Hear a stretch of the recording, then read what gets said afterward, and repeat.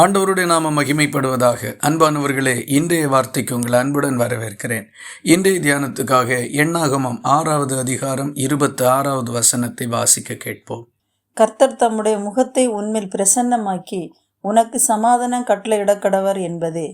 ஆரோனும் அவனுடைய குமாரர்களும் இஸ்ரவேல் ஜனங்களை ஆசீர்வதிக்கும் போது சொல்ல வேண்டிய மிக முக்கியமான 3 காரியங்களில் ஒன்றை நாம் வாசிக்க கேட்டோம். தேவன் தம்முடைய முகத்தை தம்முடைய ஜனங்களுக்கு நேராக திருப்பி அவர்களை பார்த்து அவர்களுக்கு சமாதானத்தை கட்டளையிடட்டும் என்பதுதான் இந்த ஆசீர்வாதம். மனிதர்கள் பொதுவாக தங்களை விட மேலானவர்களுடைய முகத்தை பார்ப்பதற்கும் அல்லது அவர்கள் தங்களை பார்ப்பதற்கும் விருப்பமுள்ளவர்களாய் இருப்பார்கள். அவர்கள் தங்களுடைய காரியங்களை விசாரித்து தங்களுக்கு நன்மை உண்டாக செய்ய வேண்டும் என்கிற விருப்பங்களும் மனிதர்களிடத்தில் பொதுவாக இருக்கக்கூடியதுதான். ஆனால் அநேக நேரங்களில் இப்படிப்பட்ட எதிர்பார்ப்புகள் நிறைவேறுவதில்லை. குறிப்பாக பெரியவர்கள் தாழ்ந்தவர்களை ஒருபோதும் கண்டு கொள்வதில்லை. இதுதான் மனிதர்களுக்குள் காணப்படக்கூடிய நியதி.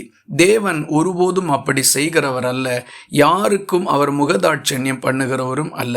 ஆரோன் தம்முடைய ஜனத்தை ஆசீர்வதிக்கின்ற போது கர்த்தர் தம்முடைய முகத்தை உனக்கு நேராக திருப்பி உனக்கு சமாதானம் கட்டளையிட கடவர் என்று ஆசீர்வதித்தான். அப்படி என்றால் கர்த்தருடைய முகம் தம்முடைய பிள்ளைகளுக்கு நேராக திரும்பி இருக்கும் பொழுது அவருடைய கண்கள் அவர்களுடைய முகத்தை பார்க்கும். அவர்களுடைய முகத்தில் தெரியக்கூடிய உள்ளத்தின் நிலைமைகளை கர்த்தர் நன்றாக அறிந்து அவர்களை ஆசீர்வதித்து அவர்களுடைய இக்கட்டுகளிலிருந்து நீங்களாக்குகின்றார். இந்த ஆசீர்வாதமான வார்த்தைகள் இந்த நாளில் இதை தியானிக்கின்ற நம்முடைய வாழ்க்கையிலையும் நிறைவேறும்படிக்கு கர்த்தர் அனுக்கிரகம் செய்வாராக.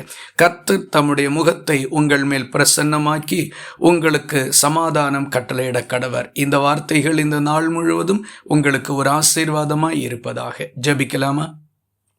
எங்களை நேசிக்கிற அன்பு நிறைந்த நல்ல ஆண்டவரே, நாங்கள் உம்மை நன்றியோடு துதிக்கிறோம். அநேக மனிதர்கள் எங்களை பார்க்க விரும்புகிறதும் இல்லை, எங்களுக்கு ஒரு நல்வார்த்தை சொல்லுவதற்கு முன்வருகிறதும் இல்லை. இப்படிப்பட்ட காலங்களில் நீர் எங்களை பார்க்கிறதற்கும் எங்களுக்கு நேராக உம்முடைய முகத்தை திருப்புகிறதற்கும் எங்களை ஆசீர்வதிக்கிறதற்கும் விருப்பமுள்ளவராய் இருக்கிறதற்காக உமக்கு ஸ்தோத்திரம்.